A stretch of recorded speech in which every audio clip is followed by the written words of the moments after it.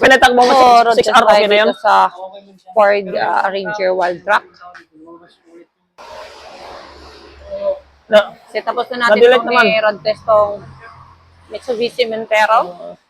Then ito, Baka may... Toyota Fortuner.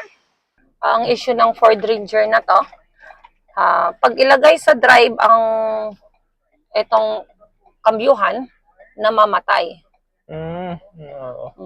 So, ngayon pa lang, solve na tayo. Ayan, oh. Mula sa Nakalagay park, sa park. nailaw ang park.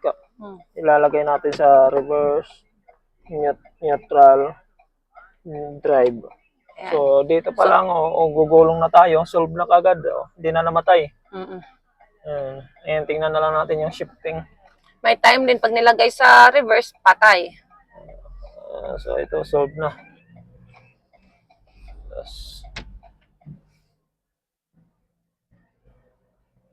Yes.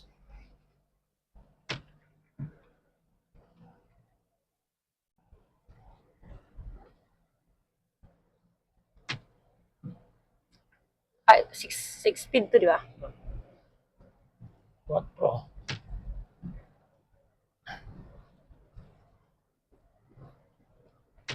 Cinco na. One more na lang.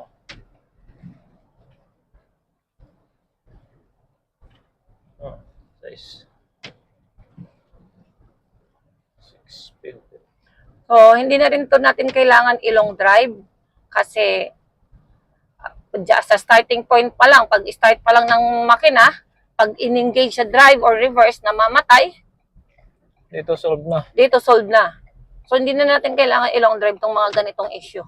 Kasi nakikita naman agad yung problema sa unang start lang. Solve naman agad na. So, dito, ipatayin mo nga kung pwede kang makapag-ano dito. Anong gagawin? Patayin na, tapos i-start natin ulit. Ano muna tayo yung gasolinahan yan? Dito. Park tayo. Park mo. Then, off engine. Then, start.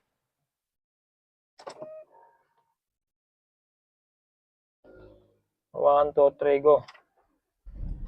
Okay na. Ilagay sa reverse. Yan, reverse. Under pa rin. Mausad. Drive. Neutral.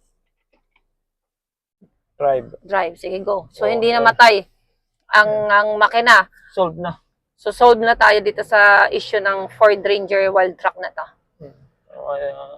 It is a Ford Ranger Wild Track 2.2 liter engine. Ayan,